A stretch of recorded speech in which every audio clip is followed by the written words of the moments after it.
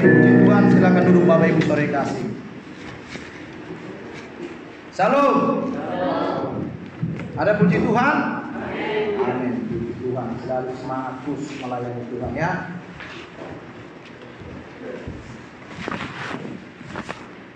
Ini Bapak Ibu sore kasih sudah bulan 10 ya, memasuki hari penghujan ya, musim hujan sekarang. Sebentar lagi Desember, Natal kita. Tapi puji Tuhan bagi sore kasih. Baik, kita akan percepat firman Tuhan di pagi hari ini. Kita akan buka Injil Lukas pasal 15. Injil Lukas pasal 15 ayat 11 sampai yang ke-17. Kalau sudah Bapak Ibu sore kasih menemukan Alkitab saudara, saya akan undang kita bangkit berdiri. Injil Lukas pasal 15 ayat 11 sampai 17. Mari Bapak Ibu sore kasih kita bangkit berdiri, kita saling bergantian untuk membaca. Saya ayat 11, nanti saudara ayat 12, saling bergantian. Ayat 17 kita akan bersama-sama. Yesus berkata lagi, ada seorang mempunyai 2 anak laki-laki. Ayat 12, silakan. Kata Yesus kepada ayah-ayahnya, Bapa, berikan kepada mereka yang menjadi menjadi yang muda. Lalu ayahnya membagi-bagikan harta kekayaan mereka. Beberapa hari kemudian anak bungsu itu menjual seluruh bagiannya itu, lalu pergi ke negeri yang jauh. Di sana ia memboroskan harta miliknya itu dengan hidup berpoya-poya.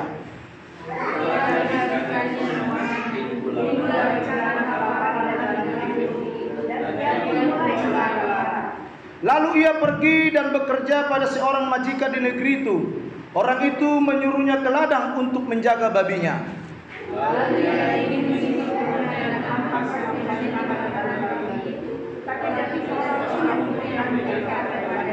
Ayat 17 kita akan bersama-sama. 3, 2, 1. Lalu ia menyadari keadaannya, katanya, betapa banyaknya orang upahan Bapakku yang berlimpah-limpah makanannya, tetapi aku di sini mati kelaparan. Terima kasih Bapak Ibu, silakan duduk. Saya buat tema khotbah saya, yaitu perubahan membawa kita kepada kekekalan. Perubahan membawa kita kepada kekekalan. Bapak Ibu sore kasih di dalam nama Yesus Kristus.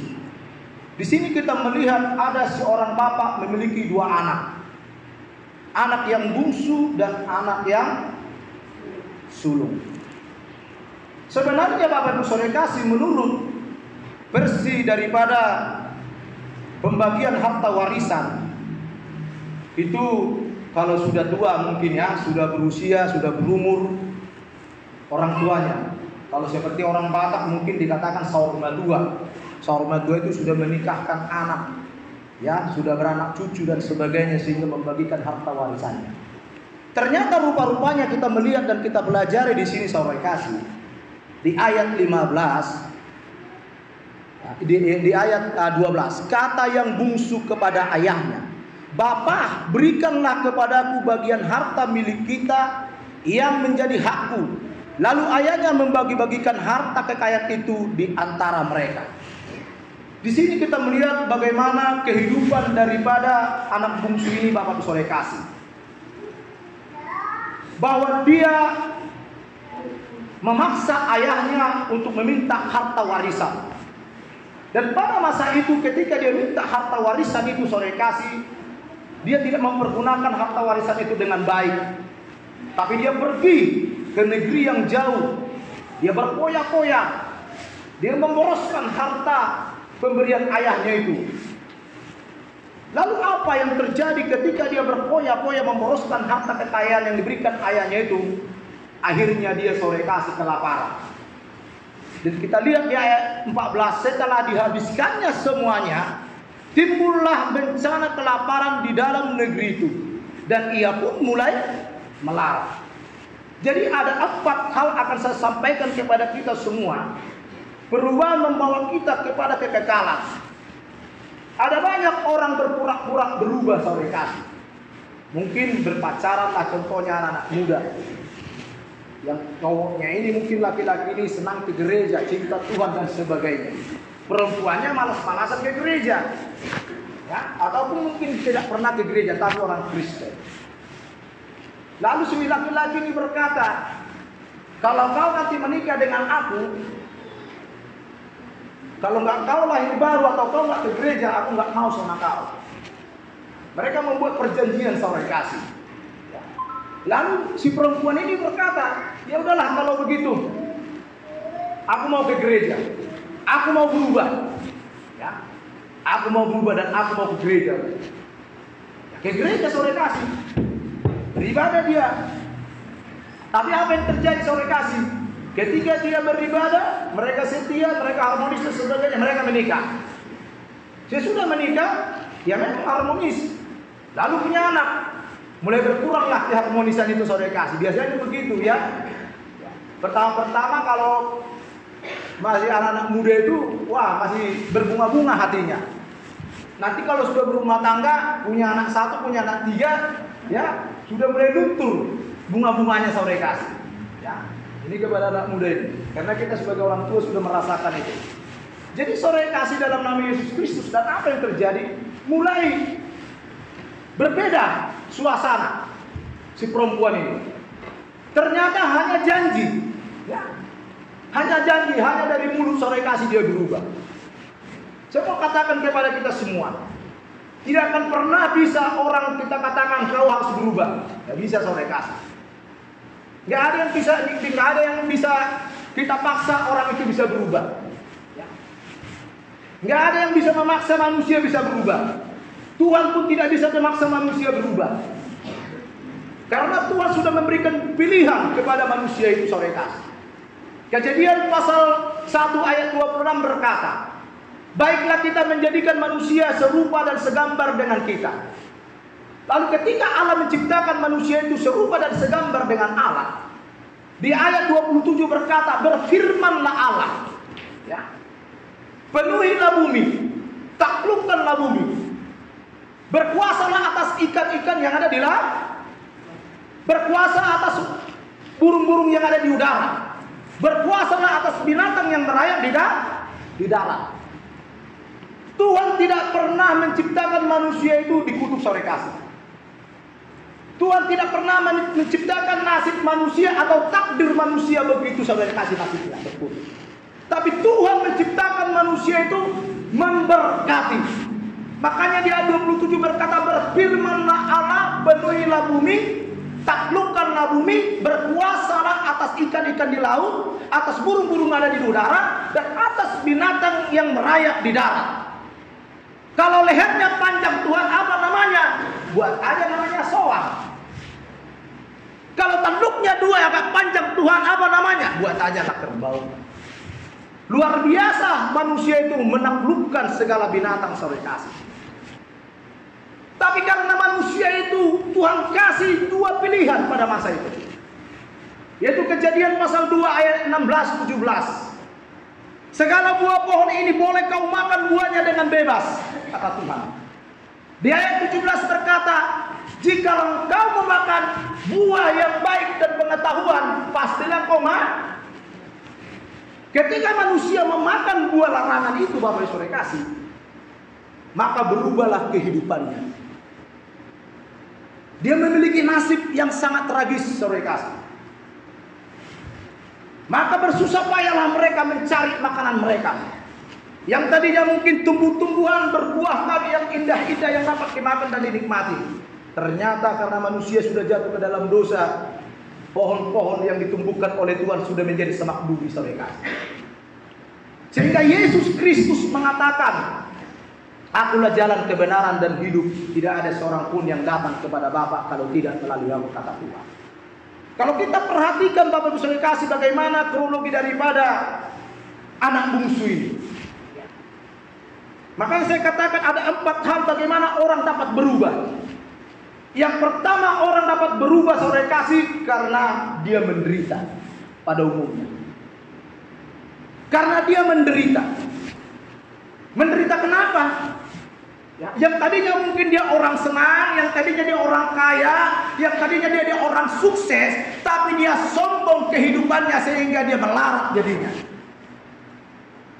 Pada umumnya kita perhatikan manusia di kolong langit ini ya, dapat berubah ketika dia menderita. Seperti anak bungsu ini saudara kasih. Waktu mereka di rumah ayahnya, lumbung makanan, semua lengkap, semua dengan fasilitas. Tapi ketika anak bungsu ini saudara kasih berpoya-poya dan menghabiskan harta warisan ayahnya itu saudara kasih, apa yang terjadi?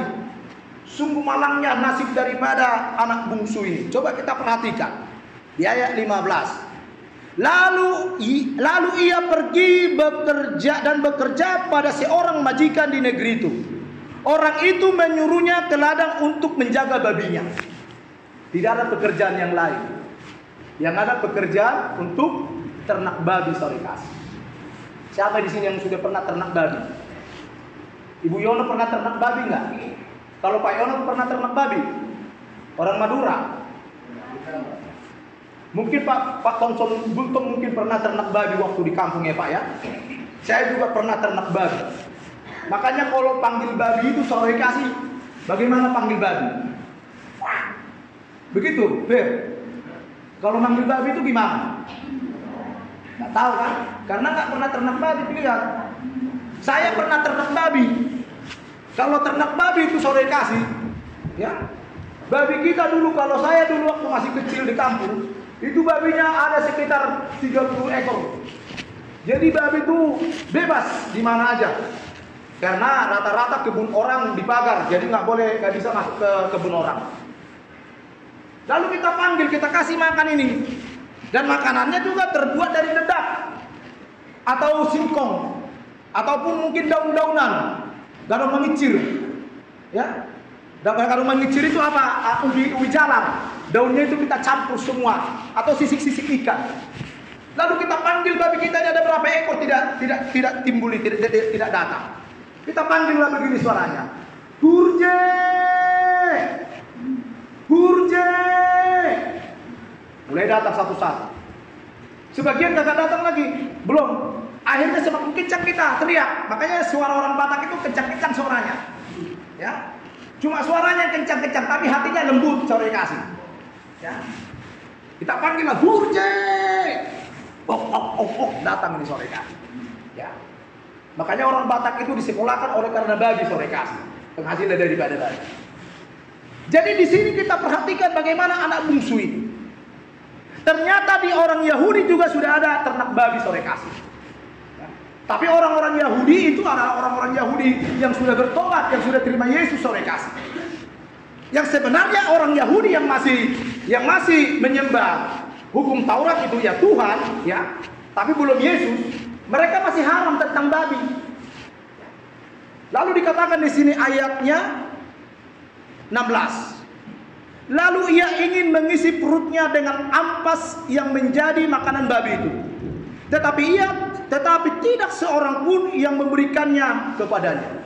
Ternyata anak bungsu ini ketika dia menuangkan nasi babi itu ke tempat makanannya itu saudara kasih, dia lapar. Tidak peduli orang yang punya usaha babi itu kepada anak yang bungsu ini.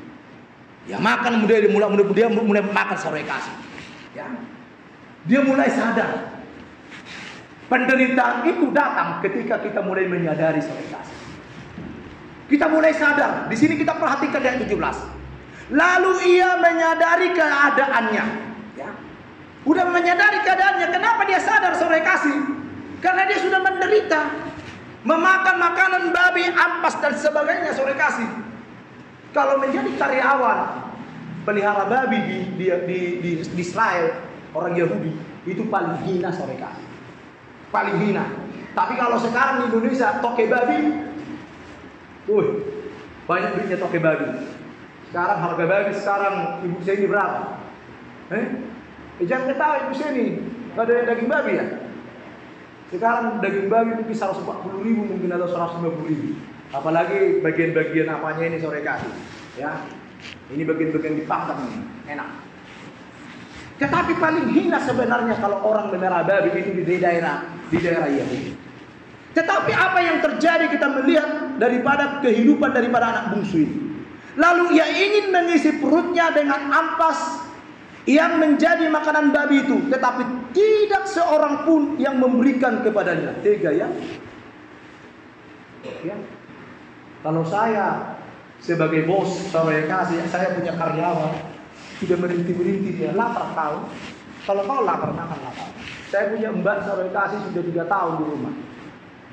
Ya, tadinya mungkin di rumah saya cuma hanya 80 kilo timbangannya baru pertama.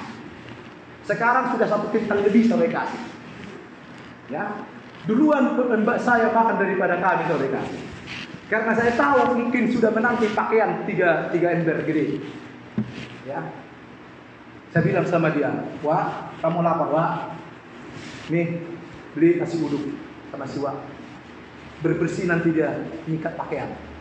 Kalau dia lapar nanti nggak bersih nanti salah dia ingat pakaiannya. Tapi di sini tega-teganya sore kasih, si orang majikan tidak peduli kepada pembantunya ini, anak bungsu, dia biarkan. Tetapi apa yang terjadi? Dia sadar. Lalu dikatakan ayat 17. Lalu ia menyadari keadaannya, katanya, betapa banyaknya orang paham bapakku yang berlimpah-limpah makanannya, tetapi aku di sini mati kelaparan. Artinya di dalam penderitaan itu dia berubah. Amin. Jangan mau menderita dulu ya. Jangan mau menderita. Biarlah kita menyadari bagaimana kebaikan Tuhan di dalam kehidupan kita. Dia menyadari saudara kasih. Dia mulai merenungkan. Dia mulai menghayal. Pada masa aku tinggal di rumah ayahku, bapakku, banyak makanan. Banyak lumbung roti di rumah bapakku. Karyawan-karyawan bapakku banyak. Di kebun anggur berkelebihan makanan. Aku mati kelaparan seperti begini. Dia mulai sadar. Kalau sadar saudara kasih. Jadi perubahan itu saudara kasih bisa membuat kita berubah ketika kita menderita. Dalam penderitaan itu kita harus benar-benar sadar. Mengintrospeksi diri dalam kehidupan kita sehari-hari. Yang tadinya Bapak Ibu saudara kasih, kehidupan daripada anak bungsu ini sangat-sangat sombongnya luar biasa. Ya. Sama seperti yang dikhotbahkan Bapak Gembala kita berapa minggu yang lalu sore kasih tentang Yunus. Ya. Yunus itu adalah mesti menderita dulu dia, baru dia bertobat. Dia mesti menderita dulu dia, baru dia berubah sore kasih. Tadinya dia dekatan tempat teteh. Kalau saudara baca nanti Yunus pasal 1 ayat 2 itu, udah Tuhan suruh ke Nineve, lari ke Tarsis.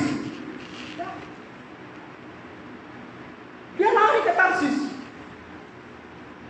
Bahwa Yunus ini mengorbankan satu kapal itu supaya tenggelam dimakan laut itu sore kasih.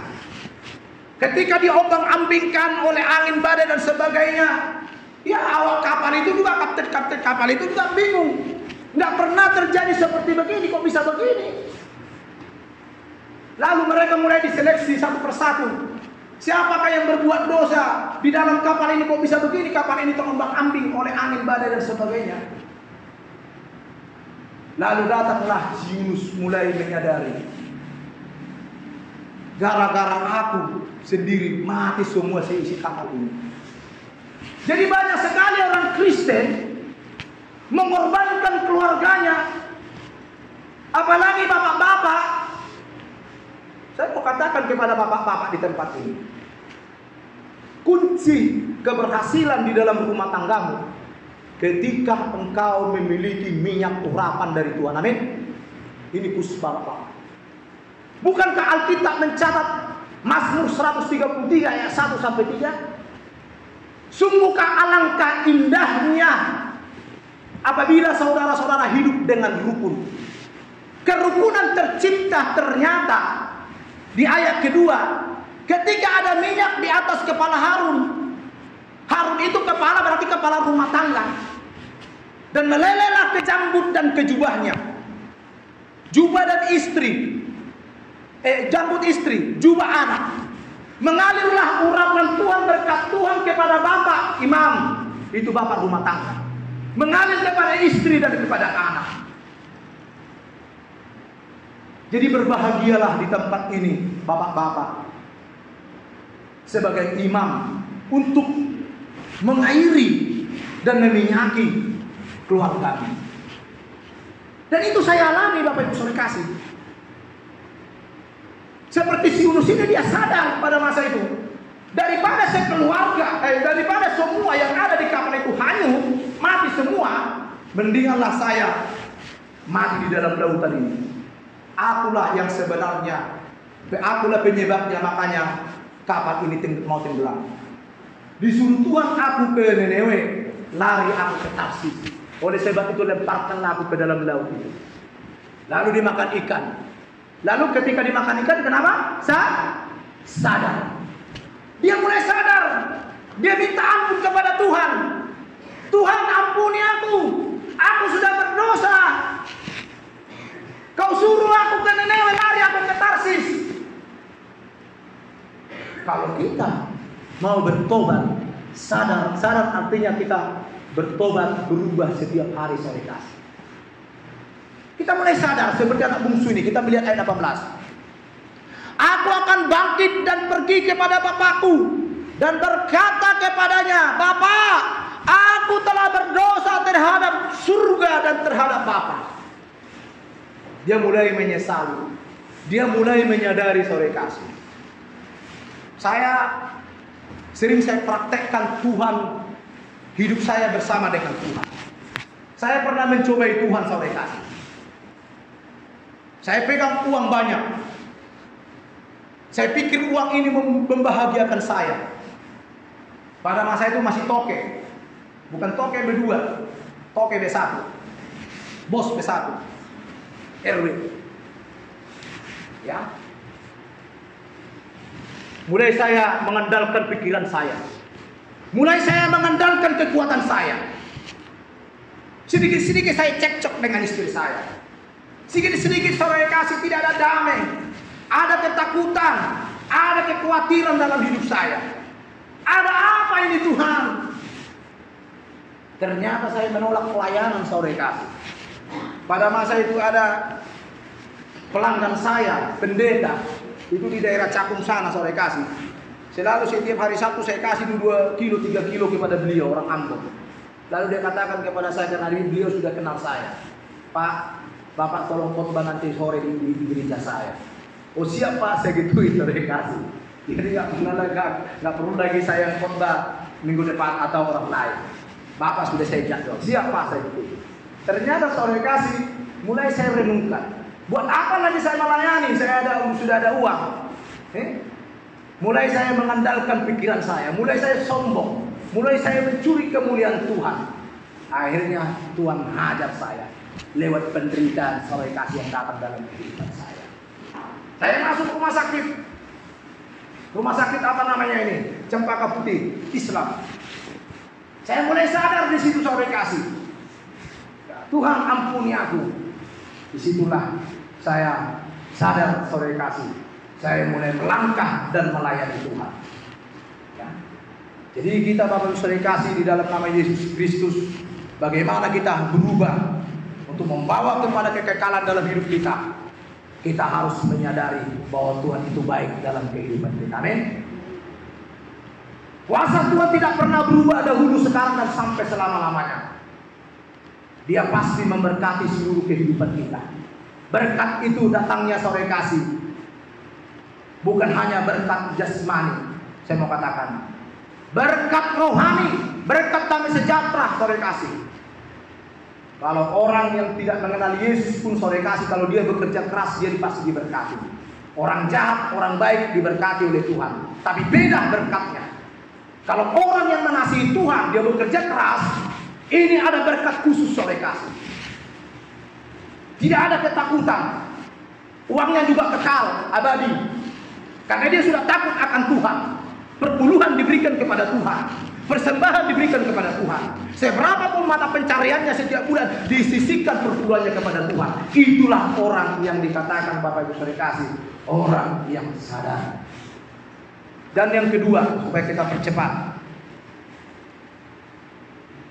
dapatkah orang berubah, saudara kasih? Dapat ketika dia sakit.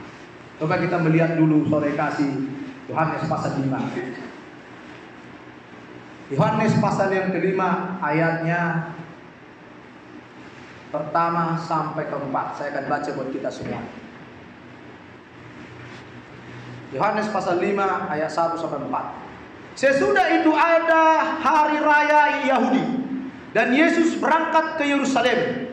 Di Yerusalem dekat pintu gerbang domba ada sebuah kolam yang dalam bahasa Ibrani disebut Bethesda, ada 5 serambi.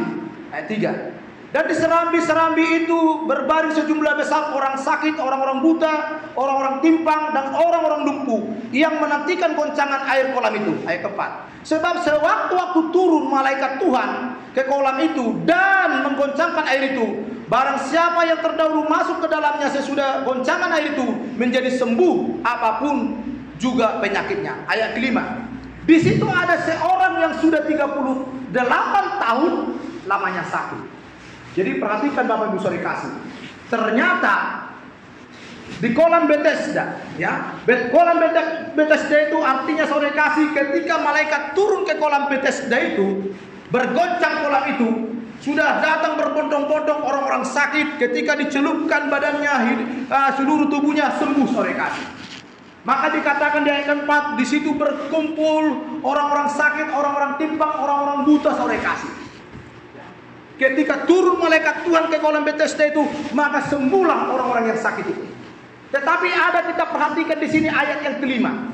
Di situ ada seorang yang sudah 38 tahun lamanya sakit. Bayangkan 38 tahun lamanya sakit, tentu penyakit lumpuh. Kalau dia buta sore kasih masih bisa dia, kalau orang buta masuk ke kolam itu meraba-raba. Kalau dia mungkin kakinya tidak ada kakinya lumpuh, dua-duanya masih bisa dia gesek-gesek sore kasih. Masuk dia. Tetapi sama sekali lumpuh. Badannya tidak bisa bergerak, tangannya nggak bisa bergerak. Bayangkan 38 tahun. Bukan hanya jasmaninya yang sakit, tapi jiwanya juga sakit. Ya. Tentu kalau jiwanya sakit sore kasih, kita harus pergi kepada spesialis jiwa, dokter jiwa di Grogol sana sore kasih, spesialis. Ya. Kalau kami udah pernah melayani di sana sore kasih dulu. Jadi kalau orang-orang penyakit jiwa itu sore kasih kita diketawain. Ya, kita datang di pelayanan. Ini saudaraku. Ganteng banget saudaraku. Kamu datang kapan kamu dari Belanda katanya? Padahal kita baru masuk. Kenal kagak saudara kasih? Ya, itulah penyakit jiwa. Penyakit jiwa. Jadi orang lumpuh ini bukan hanya penyakit jasmani. 38 tahun sakit. Jiwanya juga sakit saudara kasih. Tapi tidak ada yang menurunkan dia ke kolam Bethesda. Tapi apa yang terjadi saudara kasih? Lewat penyakit yang ada dalam kehidupannya saudara kasih, dia respon. Itu yang poin yang kedua. Dia respon kepada Tuhan, bukan respon kepada goncangan air itu. Ya, coba kita melihat. Dia bukan disembuhkan dari air Bethesda itu, tapi dia disembuhkan oleh Tuhan Yesus langsung saudara kasih. Coba kita melihat di ayat yang ke-6. Ketika Yesus melihat orang itu berbaring di situ dan karena ia tahu bahwa ia telah lama dalam keadaan itu, dalam keadaan sakit lumpuh, berkatalah Yesus kepadanya, "Maukah engkau sembuh?" Apa yang terjadi saudara kasih? Di ayat yang ke-7, jawab orang sakit itu kepadanya, "Tuhan, tidak ada orang yang menurunkan aku ke dalam kolam itu apabila airnya mulai goncang, dan sementara aku menuju ke kolam itu, orang lain sudah turun mendahului aku." Artinya tidak ada saudara yang sama sekali. Tapi kalau ada saudaranya, pasti diangkat, dimasukkan ke dalam kolam Bethesda itu. Saudaranya nggak ada, temannya nggak ada. Ya. Tapi Yesus melihat dia. Yesus mengetahui hatinya yang paling dalam. Andai kata datang Yesus menolong aku pasti sembuh. Tapi ketika Yesus memperhatikan dia, melihat dia saudara kasih, apa yang terjadi? Ya, maukah engkau sembuh? Mau. Artinya dia respon. Ya. Orang bisa berubah ketika datang penyakit saudara kasih. Amin. Tapi jangan sampai ada penyakit itu dalam kehidupan kita. Ya. Jangan sampai penyakit datang menggerogoti kita. Tapi kita harus respon. Respon artinya kita harus memiliki iman terus kepada Kristus. Iman yang berkobar-kobar, iman yang menyala-nyala sore kasih. Roma berkata, biarlah hendak kerajinanmu jangan kendor, biarlah rohmu menyala-nyala.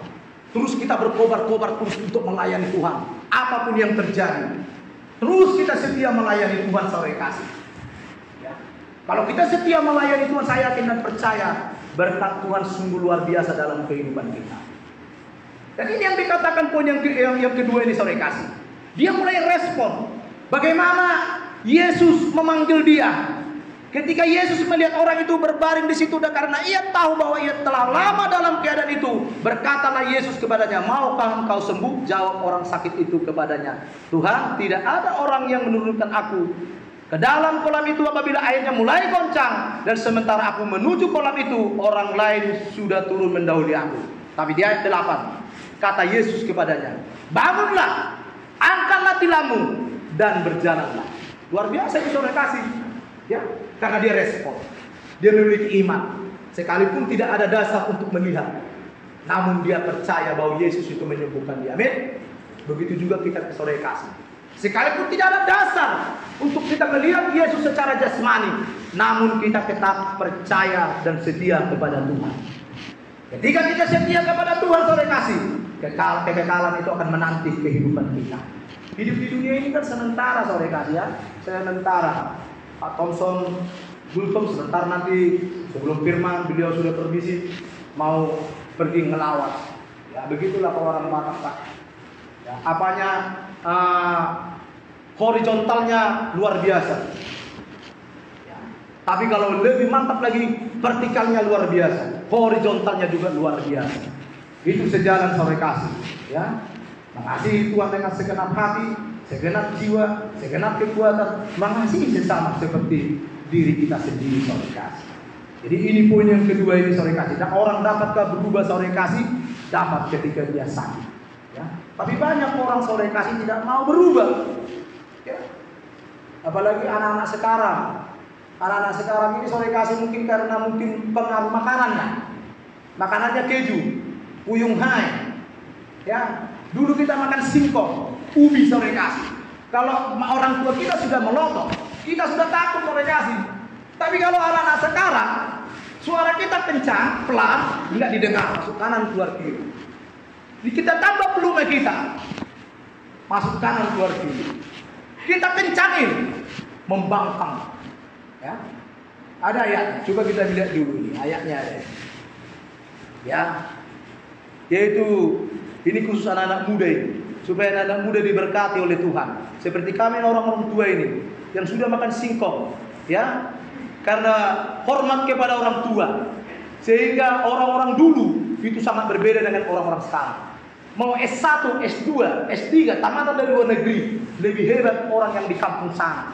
Dia cuma mungkin S1 sore kasih, karena karakternya bisa teruji.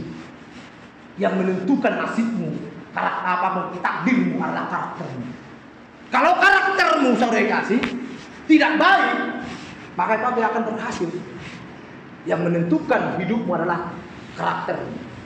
Engkau memiliki karakter seperti Kristus, tidak degil, tidak membangkang, maka kau akan diberkati oleh Tuhan. Coba kita melihat dulu Amsal, supaya jangan lupa ini. Ya, ini khusus anak-anak muda. Baca dulu, Moni dulu yang baca ini. Amsal pasal 26 ayatnya yang ke-11.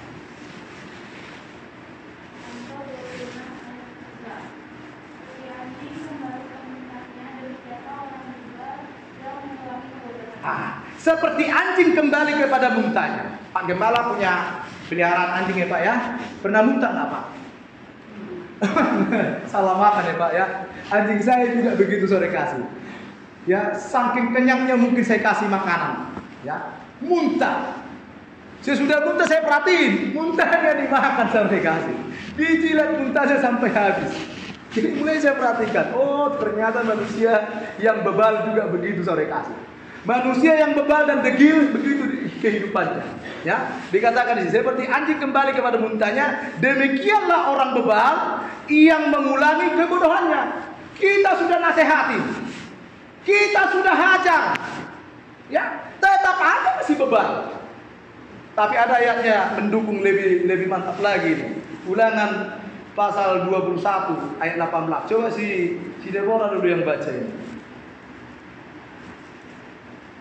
Ulangan pasal 21 ayatnya 18. Ya, silakan Deborah.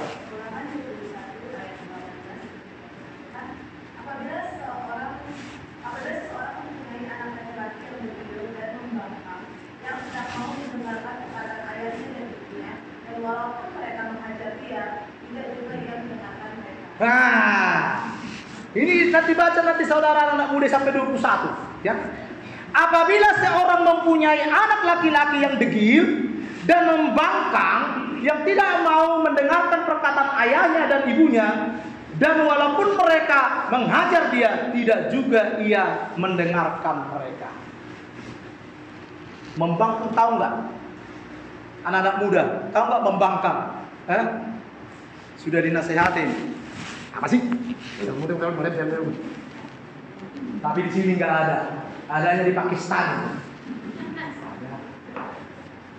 Kalau kita dulu, udah pelatih. Kalau kita dulu seperti Pak Gembala ini, Pak Thompson, Pak Budi, Pak Yono, kita dulu tahu nggak? Kalau sudah orang tua kita menasihati kita, ya sebelum kita dinasihati mungkin dipelototin, kita udah takut Bapak Ibu. Tapi kebanyakan orang-orang dulu itu sore kasih sukses hidupnya.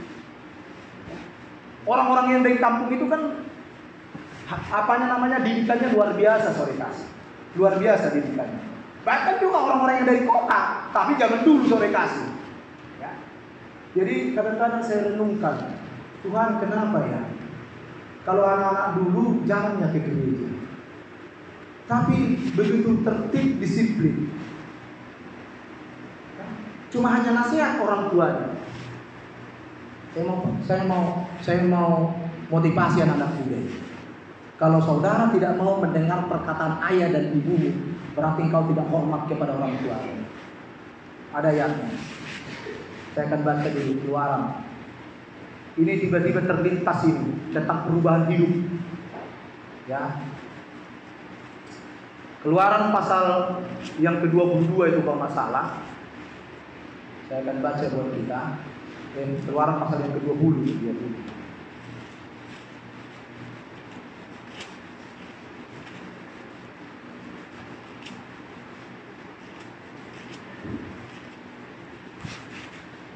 Keluaran pasal yang ke-20 ayat yang 12. Keluaran pasal 22 ayat 12. Hormatilah ayahmu dan ibumu. Tadi kan nasihat ayah dan ibu. Ya, hai anak-anak, dengarkanlah nasihat ayahmu dan ibumu. Jangan engkau membangkang. Jangan engkau degil, jangan engkau bebal. Kalau engkau degil dan bebal, engkau seperti orang yang bodoh katanya. Lalu dikatakan di sini sore kasih, hormatilah ayah dan ibumu supaya lanjut umurmu di tanah yang diberikan Tuhan Allahmu kepadamu. Saya mau tanya kepada kita semua, hukum Taurat masih berlaku nggak buat kita? Enggak, masih. Yesus berkata, aku datang ke dunia ini bukan meniadakan hukum Taurat, tapi aku datang ke dunia ini untuk menggenapi hukum Taurat. Cuma manusia tidak mampu di kolong langit ini melakukan hukum Taurat yang ke-10 itu. Kalau orang berbohong aja sudah penyakit kusta. Ya. Orang curang aja udah penyakit kusta. Orang kikir aja sudah penyakit kusta. Jadi tidak mampu manusia melakukan hukum Taurat itu. Sehingga datanglah Yesus ke dunia ini sore kasih. Itu sebabnya saya mau katakan kepada kita semua, hormatilah ayah dan ibumu supaya engkau diberkati oleh Tuhan. Amin anak-anak muda. Itu nggak ada suaranya. Amin anak-anak muda. Nah, kamu diberkati Tuhan enggak? Amin anak-anak muda. Amin. Kadang-kadang terpaksa. Haleluya. Saya Bapak Ibu sore kasih, keluarga yang broken home. Saya dibesarkan di terminal. Ibaratkannya ada saya punya peribahasa, Saya dilahirkan dari bambu, pecah dari bambu. Itulah peribahasa saya dulu waktu saya belum mengenal Tuhan. Tapi ketika saya sudah mengenal Tuhan, saya bagaimanapun keadaan mama saya dan bapak saya yang tidak bertanggung jawab kepada saya tetap hormati beliau. Saya bangga seorang pendeta hamba Tuhan dilahirkan dari kandungan ibu saya, sekalipun ibu saya tidak bertanggung jawab kepada saya. Sampai ajal menjemput, kita berikan yang terbaik. Ya, Pak Gembala, melihat Pak Gembala yang mengadakan sakramentnya, wah ramai, sangat luar biasa. Makanya dikatakan apa yang kau tabur itulah yang kamu tuai. Kalau kita tabur yang baik yang datang kepada kita. Kita tabur singkong, pohonnya juga singkong. Kalau kita tabur singkong, pohonnya nangka, daunnya buahnya nangka, bagaimana? Kita pasti bingung sore kasih, ya. Pasti bingung, kita cabut sore kasih. Kalau menjabut singkong itu kan kita cangkulin dulu, karena singkong di kampung Sumatera Utara itu panjang-panjang segini. Karena subur sore kasih. Kita cabut harus jauh, kita harus rame-rame jauh. Senang kita, bahagia kita, singkongnya besar-besar. Kalau kita cabut tiba-tiba singkong itu sore kasih, buahnya nangka, kabur kita terbirit-birit. Ini aneh, bin ajaib. Jadi ini poin yang kedua. Ya, dapatkah orang berubah? Dapat. Ketika dia respon kebenaran firman Tuhan. Responlah saudara. Tetaplah saudara setia. Jangan pernah meninggalkan Tuhan di hari ini. Prioritaskan dia sore kasih. Karena ini sudah saya alami dalam kehidupan saya, dalam rumah tangga saya. Dan ini saya bagikan kepada orang lain sore kasih. Begitu juga Pak Gembala kita. Semua kita ada di tempat ini, termasuk Pak Bultom ini sore kasih. Saya udah kenal beliau tahun 2003 sore kasih. Dulu masih muda, rambutnya panjang sore kasih. Tapi sekian puluh tahun tidak pernah ketemu. Tapi rancangan Tuhan itu bukan rancangan kecelakaan bagi kita. Tapi rancangan Tuhan adalah rancangan damai sejahtera yang penuh pengharapan. Ketika kita diundang satu organisasi Bultom di seluruh Jakarta Utara, saya mulai melirik siapa ketuanya yang harus ditabiskan. Ternyata saya lihat ini, saya kenal ini orang. Tidak malu-malu saya karena ada pepatah dalam kata tidak dikenal tidak disayang. Karena saya tidak kenal beliau secara langsung. Parani dia, saya salah dia. Bapak masih kenal saya kan, saya katakan. Siapa ya? Bapak saya kenal, dulu langganan saya. Kalau kalau langganan B1 setiap hari Sabtu pasti ngambil 2 kilo 3 kilo. Puji Tuhan, sekarang kita bersahabat. Amin Pak ya. Maju terus dalam Tuhan. Dan yang ketiga sore yang kasih, saya percepat. Dapatkah orang berubah sore kasih? Dapat, karena terjamah.